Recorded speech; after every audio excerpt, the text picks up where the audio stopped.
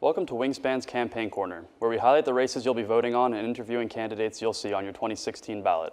I'm Alexander Zupantic. The North Carolina House of Representatives is one of two houses of the North Carolina General Assembly. During the 2015 to 2016 season, the Republican Party holds a majority. Serving parts of Brunswick and New Hanover counties, District 18's approximately 80,000 residents have been represented by Democrat Susie Hamilton since 2011. Representative Hamilton is up for re-election this November. Opposing her is Republican candidate Jerry Benton. I had a chance to speak with both of these candidates this week. All right, Representative Hamilton, could you tell us a little bit about what role a representative plays in governing North Carolina?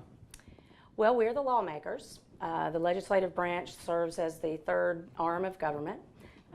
We are part of the structure that makes laws. The governor and the executive branch then signs those laws, or signs those bills into law. And then if there are questions about a law or interpretations needed for the law, then of course the judiciary branch takes care of that. So the legislative branch on which I serve is part of the three-legged stool of government. How do you work locally with institutions such as the New Hanover County Board of Commissioners to, make laws and work together?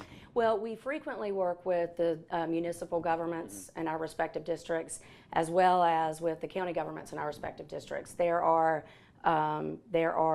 multiple municipalities in District 18, and there are two counties, Brunswick County and New Hanover County. So I work with those county commissioners on issues. Typically, what cities and counties will do is bring a legislative agenda to the attention of its delegation. That's members from the House of Representatives and the senators in these districts, and then they present that legislative agenda to us prior to us going into the long session, which is in the odd years. In 2017, we'll start the next long session. So in January, we'll be meeting with those boards and hearing what it is they'd like us to work on for the legislative session. All right, moving on a little bit. What brought you to run to represent District 18 back in 2011? I have lived in downtown Wilmington on and off since 1994. My family is on my father's side and on my father-in-law's side. They're both native Wilmingtonians. So we have a lot of history in this community. I was also the city planner for downtown Wilmington in the late 90s and early 2000s. And then I ran the Economic Development Organization, Wilmington Downtown. Then it was known as DARE, the Downtown Area Revitalization Effort. The organization, I believe, is in its 35th year. And so when I ran that, when I was running the Economic Development Organization, I got to know a lot about what was happening on the ground in District 18 and the needs and issues that relate to it. So that prepared me to be a good representative specifically for this region. Could you talk a little bit about what some of your goals coming into office were and some of the accomplishments that you're proud of? Goals going into office are difficult to pin down, if you will. Clearly, the concerns I entered into office with were continuing the legacy of public education in the state of North Carolina. We have a tremendous history in North Carolina for being one of the most progressive southern states. Not to get into too much detail, but the southern states were agricultural states. It took us a longer time to catch up to a more industrial related economy. I think North Carolina now has a very balanced mixture of agriculture and industry. But because of those struggles along the way that the northeastern states in particular didn't have, we had to really invest early in our public education system and make sure that every child was given an equal opportunity for public education in the state. It's in our Constitution. It is the responsibility of the state to adequately fund public education, and that's what I had hoped to accomplish when when I began my first term in 2011. I also have a pretty serious interest in, as you can see, in historic preservation. The first bill I passed was a bill that would allow extended protections to historic buildings in the Central Business District. It would give municipalities and counties more tools to work with in order to save, preserve those buildings and make that economically feasible for the public. So that was the first bill I passed, and it's one I'm very proud of.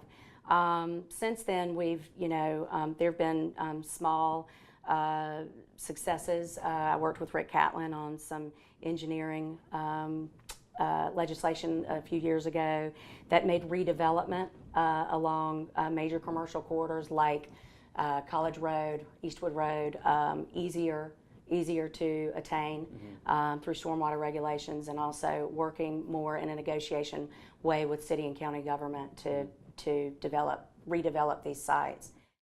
I'm Alexander Zupancic for Wingspan, and today we're joined by Jerry Benton, who's running for state representative representing District 18. Mr. Benton, can you tell us a little bit about your background and what brought you to run for NC House? Sure. I started out here, went to college at UNCW, joined the Army, National Guard in '98, and I got bounced around a lot, went up to New York, was there during 9/11, and when I came back, I started a family here and finished up my education at UNCW again, and I got into politics kind of by accident here. I showed up to the polls one day. I said, what's going on here? Our schools are failing. They're not doing well. I've got a 4-year. I now have a 5-year-old at home coming tomorrow. But I have a child at home, and my education system's running at a 50% proficiency or less. And I said, we have to do something about this. Our taxes keep going up. Our education scores for our children are just not there. And I said, something's got to change. We've got to change the direction of the state a little bit and do better for our children. Mm-hmm. What are some of your goals if elected to represent District 18? Sure. Education's number one. We have to bring in educational savings plans, give the power to the principals so local decisions, curriculum can be made for the children in that school instead of this broad spectrum. Mm-hmm. Healthcare reform. We definitely need mental health crisis centers opened up in every county. It's got to help the heroin population with drug courts, needle exchanges. All of that's really important. And I would say reentry. We have over 70 million felons here in North Carolina, in the country, and we have to be able to get them employed and help them out. So we need to have programs like Hometown Hires where you're taught how to approach employers and get jobs. And that's really important, not to mention licensing. In North Carolina, you can't be a hairdresser if you have a felony because they can revoke your license for that. And that's crazy. I don't care if anybody has a felony. If you wash my hair, it's okay, All right. What are some of the challenges of the campaigning process in North Carolina running for District 18? It's a lot of time. Mm-hmm. I do 4 barbecues a weekend. You think, and it's all great until you have poisoning by barbecue, is what we call it at the party headquarters. But everything seems to be a barbecue. Your time with your family is really limited. My son goes out campaigning with me now and raising money. I mean, I've never really asked for anything in my life like this, but now you're begging people for money to raise enough money to be able to run your campaign and to get your message out. And that is really difficult, and it's very humbling. But money has a lot of control in your politics, and it's tough. Absolutely. Now a little bit of a controversial topic. What do you think the voter turnout will be like after the North Carolina ID laws? Well, North Carolina ID, it makes sense. To drive a car, you have to have an ID.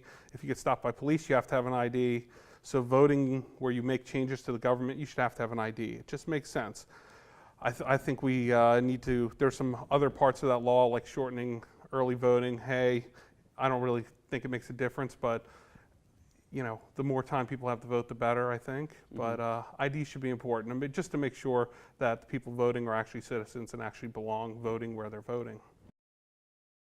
Could you talk about the voter ID law conversation, and do you think it'll affect the turnout in the future? Well, the good news is that the court upheld our voter ID objections. So you do not have to have an ID to vote. I think we only went through 1, maybe 2 election cycles where it was in place. So that was a very tough issue. It was very frustrating. The Democrats in the House and in the Senate felt very paralyzed by our inability to do anything just because of sheer numbers. The Republican Party was in lockstep on the issue. They refused to negotiate. And it took us, I guess, 3 years to win the ultimate battle. Mm-hmm. And so I'm very proud that we were on the right side of history. All right, lastly, how do you think District 18 could more effectively get younger voters involved in the community and voting process? We have to address cost of tuition for you guys. It keeps going up, and we need to go ahead, and I did get frozen here recently, I believe in this last legislative session, but we need to really look into that and see what we can do to improve life of that. And to get voters more involved, we have Victory here in town, and they're going out knocking doors, getting people involved. And if you ever wanted to run for office, they of course would walk you through the whole process, and it is a lot. But it is really important for the next generation to come up and get involved, because it's going to be your future, it's our children's future, and if you're not involved, you're just kind of letting everything go by and you have no say in or no right to complain. So, you know, we've got to get candidates out there that excite the millennial group, and it's very critical this year that the millennials do whatever it takes to make their voice heard, because they could be a game changer in this election. Mm-hmm. So I think that's the message. If I were addressing a group in that age group, that's what I would say, is that you need to let your voice be heard, because you could make the difference in this election, and it's very important. Mm-hmm. Don't sit this one out. Absolutely. Thanks for joining me for this week's Campaign Corner. Join me next week when we meet the candidates for New Hanover County Commissioner. Also, Season 3 of Wingspan kicks off next week with a discussion on emergency management.